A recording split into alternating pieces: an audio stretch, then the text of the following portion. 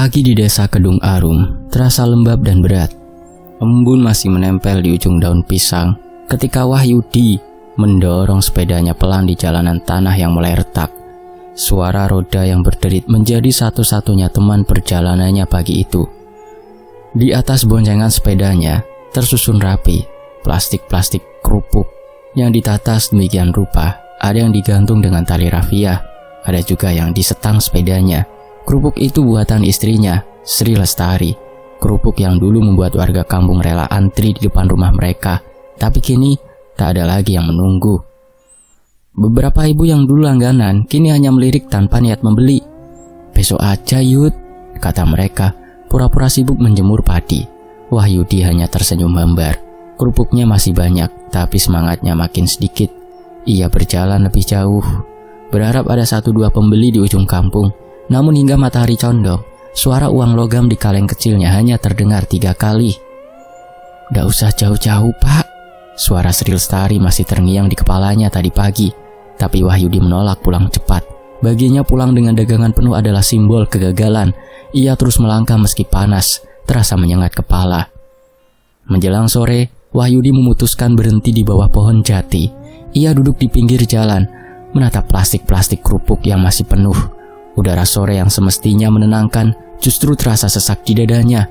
Ia memejamkan mata, mengingat masa-masa dulu ketika suaranya bersautan dengan tawa anak-anak yang membeli kerupuk 500-an. Kini suara itu hilang bersama keberuntungannya. Sesampainya di rumah, Sri Lestari langsung tahu apa yang terjadi. Dari raut wajah suaminya saja, ia bisa menebak dagangan itu lagi-lagi tak laku. "Gak apa-apa Pak, besok dicoba lagi ya," ucapnya lembut sambil menatap panci di dapur. Wahyudi tak menjawab. Ia duduk di kursi bambu, menatap lantai tanah yang retak-retak. Matanya kosong. Dari dalam kamar, suara kecil Nadia memecah kesunyian. "Pak, kenapa Bapak gak senyum lagi?" tanyanya polos. Gadis kecil berumur 6 tahun itu berlari menghampiri, membawa gambar hasil coretannya di buku lusuh. Wahyudi mencoba tersenyum, tapi senyum itu lebih mirip keluhan yang tertahan.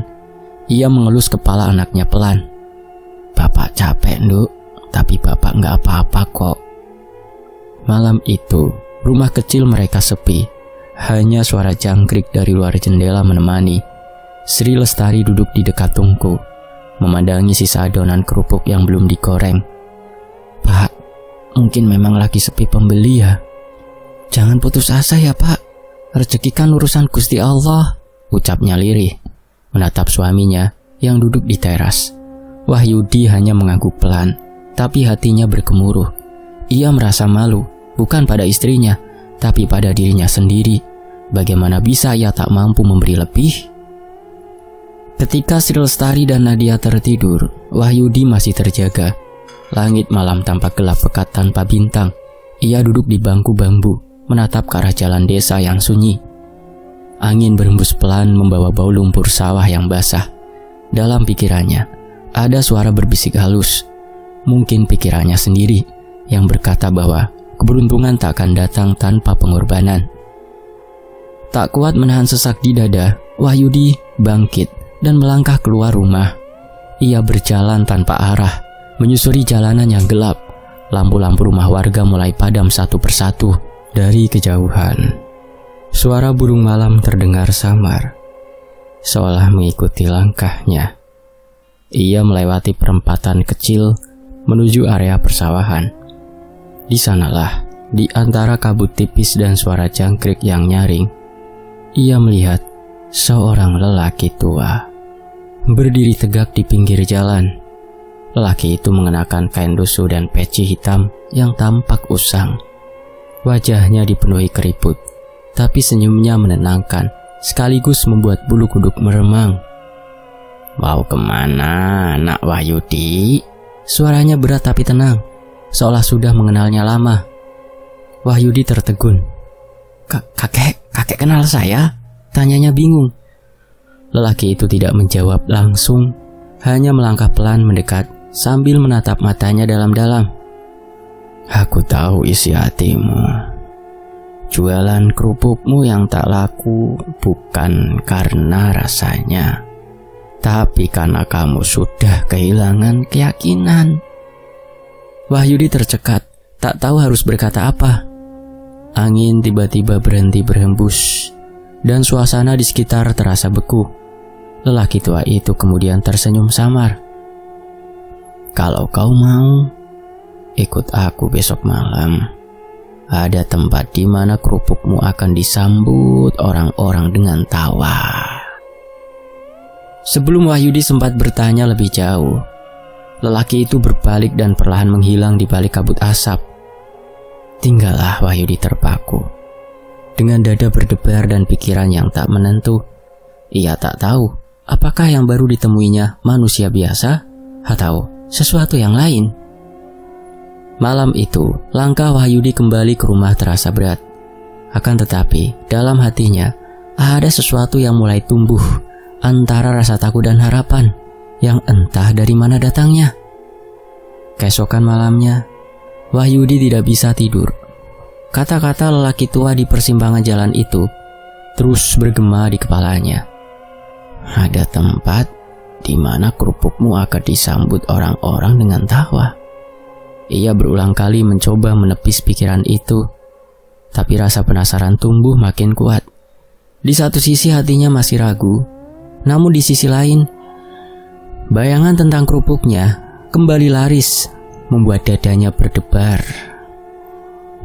Tepat setelah Isya, Wahyudi berpamitan pada istrinya, dengan alasan ingin mencari udara segar. Sri Lestari mengangguk, tak menaruh curiga. Malam itu bulan tampak separuh. Cahayanya redup menembus kabut yang menggantung di atas sawah. Wahyudi berjalan ke arah tempat ia bertemu lelaki tua itu semalam. Dan benar saja, sosok tersebut sudah berdiri di sana mengenakan kain panjang yang menutupi kakinya. Sudah datang kamu, Nak Wahyudi?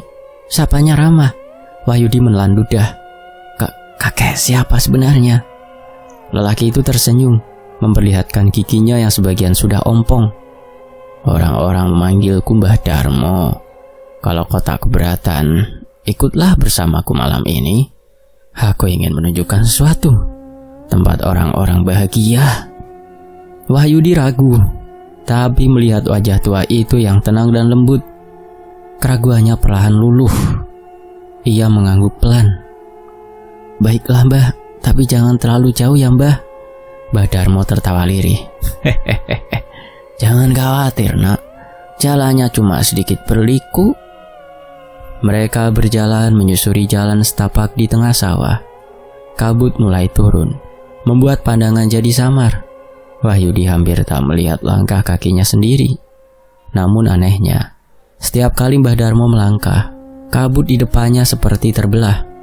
Angin berembus membawa aroma bunga melati dan pandan yang tak pernah ia cium di desa ini. Setelah berjalan hampir setengah jam, Wahyudi mulai mendengar suara tawa, suara ramai, seperti pesta.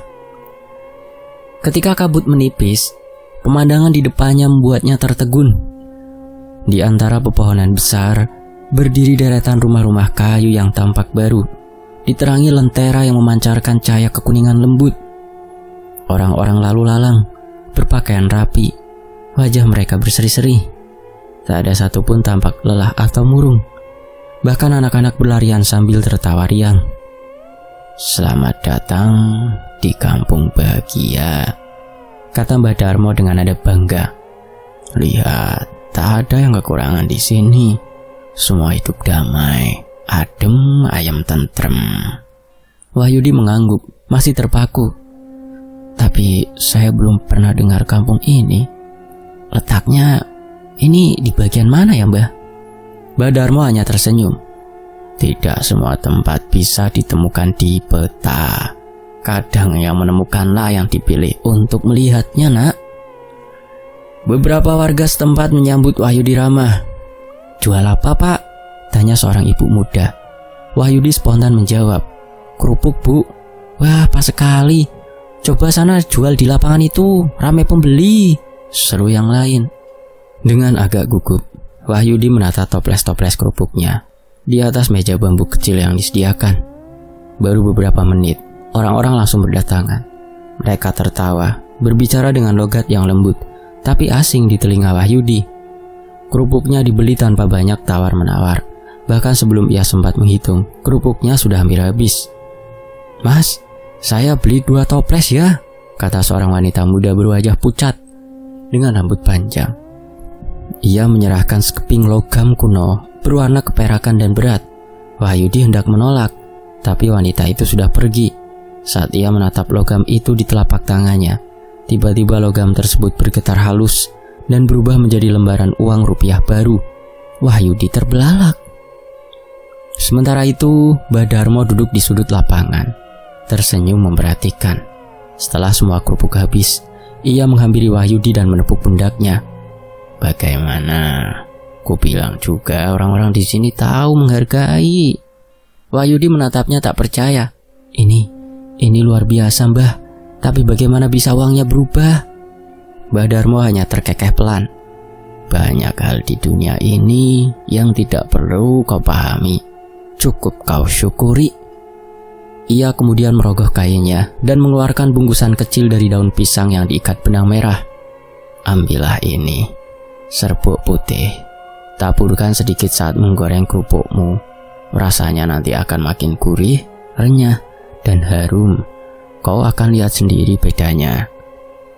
Wahyudi menerima bungkusan itu dengan tangan bergetar. Aroma dari serbuk itu lembut, seperti wangi bunga bercampur minyak tanah. "Ini apa, Mbah?" "Ini hanya bumbu rahasia," jawab Badarmo samar. "Tidak usah khawatir, tidak berbahaya. Gunakan dengan hati yang tenang." Sebelum Wahyudi sempat mengucapkan terima kasih, Badarmo sudah berjalan menjauh, menyatu dalam keramaian kampung yang mulai redup. Dalam beberapa kedipan mata, suara tawa dan lentera-lentera itu perlahan memudar bersama kabut. Wahyudi berdiri di jalan sepi, toplesnya kosong, tapi dadanya penuh tanda tanya. Dan di tangannya, bungkusan serbuk putih yang mengeluarkan aroma aneh, seperti wangi surga dan misteri yang belum terjawab. Pagi itu, Wahyudi bangun lebih awal dari biasanya. Langit masih biru keabu-abuan. Ayam pun belum sempat berkokok. Ia duduk di dapur sambil menatap bungkusan kecil dari daun pisang yang semalam diberikan Badarmo. Di dalamnya serbuk putih itu tampak berkilau sama, seolah memantulkan cahaya lilin yang redup. Tangan Wahyudi sedikit gemetar ketika ia membuka ikatan benang merah di ujungnya. "Cuma sedikit saja," gumamnya, mencoba meyakinkan diri. Ia mengambil segenggam adonan kerupuk buatan Sri Lestari, lalu menaburkan sejumput serbuk itu sebelum mulai menggoreng. Begitu kerupuk menyentuh minyak panas, suara letupan kecil terdengar. Kretak-kretak-kretak. Diikuti aroma harum yang belum pernah ia cium sebelumnya. Kerupuk itu mengembang sempurna, berwarna keemasan, renyah, dan ringan. Wahyudi mencicipinya. Gurihnya luar biasa. Seperti ada rasa yang sulit dijelaskan. Lidahnya serasa dimanjakan, dan dalam hati kecilnya, ia tahu inilah perubahan yang ia tunggu. Dengan semangat baru, ia menyiapkan dagangan dan berangkat keliling kampung. Hasilnya mengejutkan. Baru setengah jam berkeliling, warga sudah menyerbu. "Wah, kerupukmu beda sekarang, Yud. Gurihnya mantap," seru seorang bapak. Anak-anak membeli sambil tertawa ringan, riang gembira. Bahkan ibu-ibu yang biasanya menawar, kini rela membayar lebih. Dalam 1 jam, kerupuknya ludes terjual. Ia pulang dengan kantong penuh uang, sesuatu yang sudah lama tak ia rasakan. Sri Lestari menyambut dengan wajah berseri. "Pak, laku semua ya?" "Alhamdulillah, Bu," jawab Wahyudi sambil tersenyum lebar. "Tadi orang-orang suka banget sama rasa kerupuknya." Sri Lestari heran. "Kok bisa beda ya? Padahal aku bikinnya bahannya sama loh, Pak."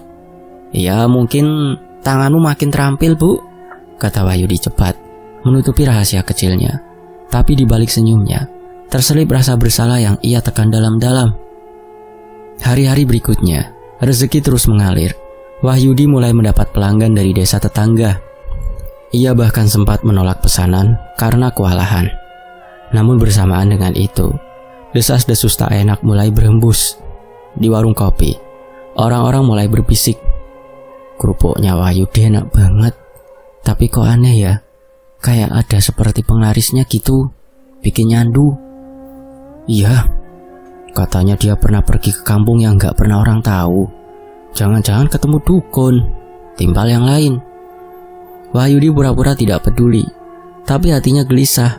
Setiap kali ia menaburkan serbuk itu ke adonan, aroma wangi aneh menyeruak dari wajan. Wangi bunga bercampur bau tanah basah menempel di dinding dapur. Pernah sekali Sri Lestari masuk dan mengernyit. "Pak, kok baunya beda ya pak? Kayak wangi melati tapi ada amisnya."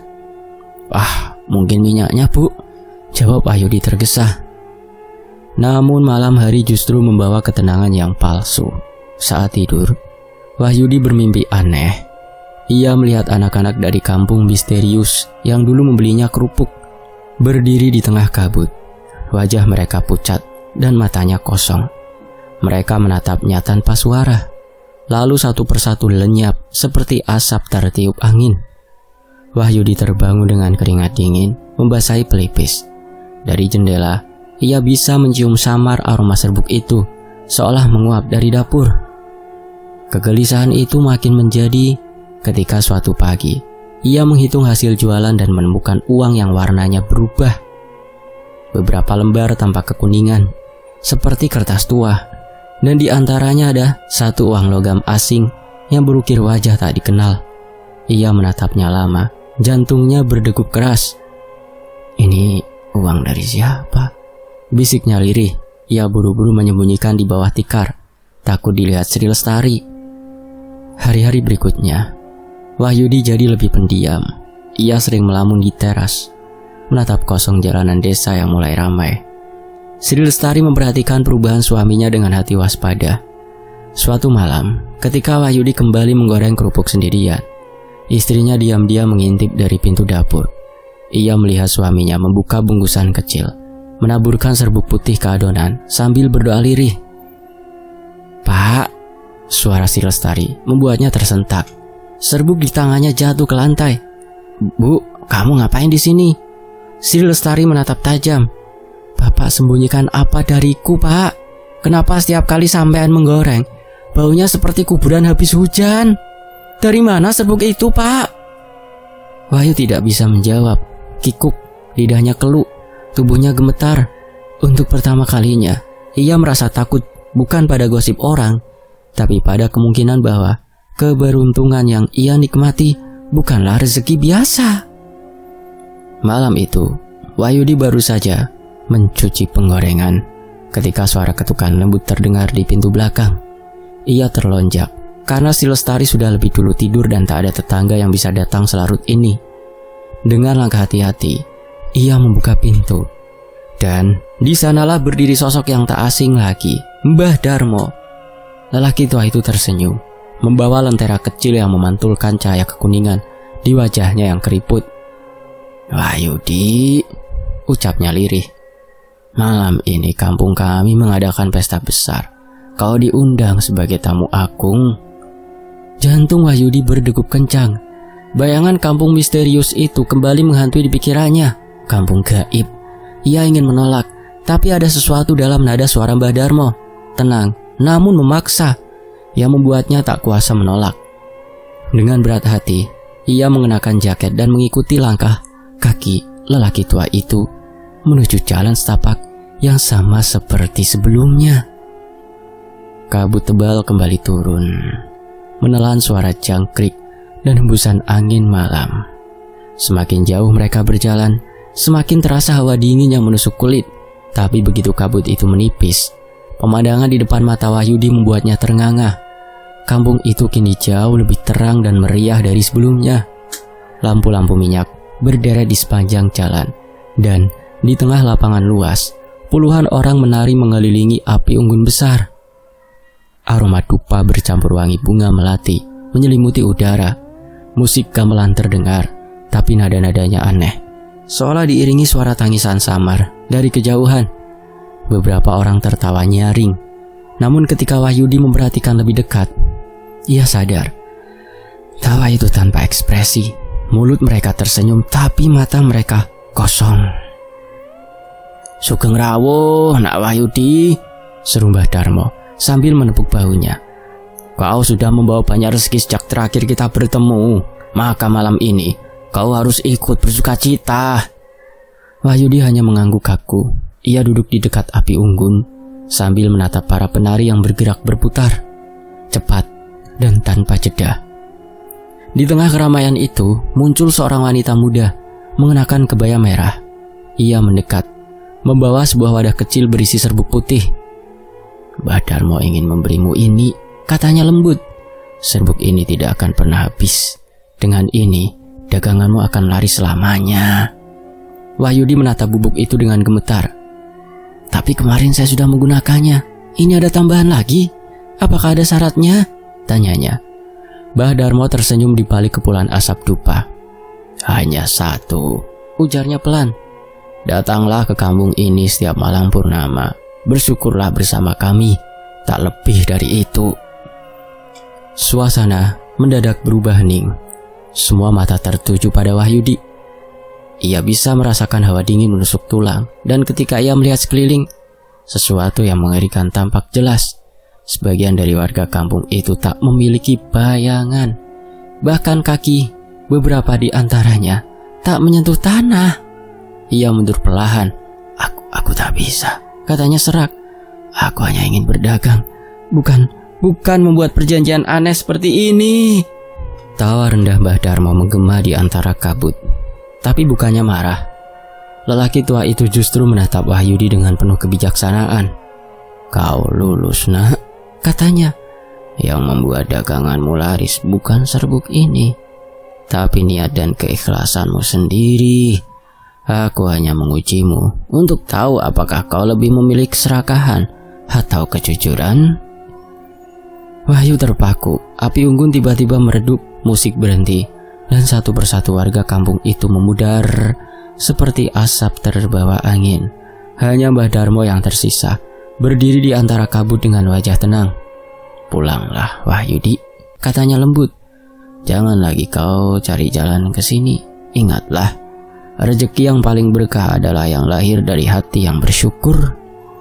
Wahyudi berusaha menjawab, tapi pandangannya mulai kabur. Dunia di sekelilingnya berputar cepat, dan sebelum ia sempat berteriak, semuanya gelap. Ketika ia membuka mata, ayam jantan berkokok. Ia mendapati dirinya tergeletak di tepi sawah. Tubuhnya kedinginan, dan di tangannya tergenggam segenggam kecil serbuk putih yang kini berubah menjadi abu. Matahari pertama pagi itu menyinari wajahnya, dan untuk pertama kalinya dalam waktu lama, Wahyudi merasa benar-benar lega, seolah beban yang selama ini menindih dadanya akhirnya terangkat. Pagi itu, udara desa Kedung Arum terasa lebih segar dari biasanya. Wahyudi duduk di teras rumah, memandang sawah yang basah oleh embun, sambil memegang bungkusan kecil yang kini sudah tak lagi berisi serbuk putih, melainkan hanya sisa abu. Ia menarik nafas dalam-dalam dan menatap istrinya, Sri Lestari, yang baru keluar dari dapur dengan wajah setengah mengantuk namun lembut. "Bu, aku harus cerita semuanya padamu," ucap Wahyudi lirih. Suaranya berat tapi tenang. Sri Lestari menatapnya penuh perhatian, duduk di sampingnya. Wahyudi mulai menceritakan pertemuannya dengan Mbah Darmo, kampung misterius yang ia kunjungi, serbuk ajaib yang membuat kerupuknya laris luar biasa, dan undangan pesta gaib yang hampir membuatnya terjerat janji dengan dunia lain. Sri Lestari mendengarkan tanpa menyela, hanya sesekali mengangguk dan menggenggam tangan Wahyudi untuk menenangkan. Setelah Wahyudi selesai, ia menatap mata istrinya. "Bu, aku tak mau lagi bergantung pada hal seperti itu. Aku ingin kita tetap jujur, bekerja keras, dan bersyukur atas apa yang ada." Sri Lestari tersenyum tipis. "Aku juga setuju, Pak. Mari kita buang sisa serbuk ini ke sungai saja. Kita larung. Biarlah semua itu menjadi kenangan dan pelajaran." Wahyudi mengangguk. Mereka berjalan ke tepian sungai kecil di belakang rumah. Dengan hati-hati, mereka membuang abu serbuk itu ke aliran air, menyaksikan hanyut di bawah arus. Angin pagi seolah meniupkan ketenangan ke dalam dada mereka. Keesokan harinya Wahyudi dan Sri Lestari kembali ke dapur. Mereka menyiapkan adonan kerupuk seperti biasa, tanpa menaburkan serbuk putih atau bumbu ajaib apapun.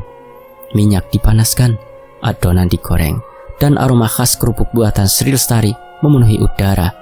Wahyudi merasa tegang, khawatir pembeli akan menurun, namun yang terjadi justru sebaliknya. Sejak pagi, warga desa datang berebut membeli kerupuk. Anak-anak tertawa riang, ibu-ibu menawar dengan ramah, dan beberapa tetangga yang dulu bersikap mencurigakan bahkan ikut membantu menata dagangan. Seorang bapak membawa kursi lipat untuk menunggu giliran, sementara seorang nenek membeli kerupuk sekaligus menyebarkan kabar ke tetangga lain. Semuanya berjalan lancar.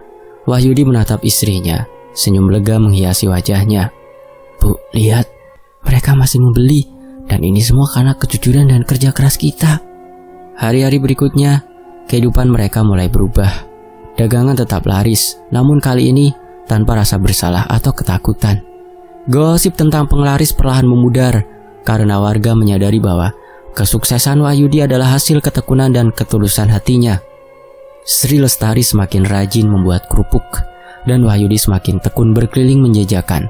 Mereka belajar menikmati setiap langkah sederhana dalam keseharian mereka, tanpa mengandalkan jalan pintas. Suatu sore, ketika Wahyudi pulang dari berkeliling, ia melihat sekilas sosok Mbah Darmo di ujung jalan pasar. Lelaki tua itu berdiri menatapnya, tersenyum hangat dan melambai perlahan. Sebelum Wahyudi sempat mendekat, sosok itu lenyap secepat hembusan angin yang datang dari arah sawah. Wahyudi tersenyum sendiri, merasakan kedamaian yang tak pernah ia rasakan sebelumnya. Sosok itu bukan lagi ketakutan, tapi pengingat akan pelajaran penting yang baru saja ia terima. Wahyudi menatap rumah kecilnya yang hangat, mendengar tawa Nadia yang bermain di halaman, dan melihat istrinya menata kerupuk dengan penuh perhatian. Ia menyadari bahwa rezeki sejati bukan datang dari serbuk ajaib atau jalan pintas apapun, melainkan dari hati yang bersih, kerja keras, doa dan kejujuran. Dengan senyum lega dan mata berbinar, Wahyudi merasa hidupnya kini lebih ringan. Segala tekanan, kegelisahan, dan rasa takut telah digantikan dengan keyakinan bahwa selama hati tetap tulus, rezeki akan selalu datang pada waktu yang tepat. Dan sejak hari itu, keluarga kecil Wahyudi menjalani kehidupan sederhana namun penuh bahagia. Kerupuk laris, hati lega, dan pelajaran hidup itu terus mengalir, mengingatkan mereka bahwa keajaiban sejati tak selalu tampak, tapi selalu hadir dalam ketulusan dan syukur. Tamat. Demikianlah sebuah kisah. Semoga terhibur. Tony FS pamit. Sampai jumpa di kisah berikutnya. Wassalamualaikum warahmatullahi wabarakatuh. Terima kasih semuanya. Alhamdulillah.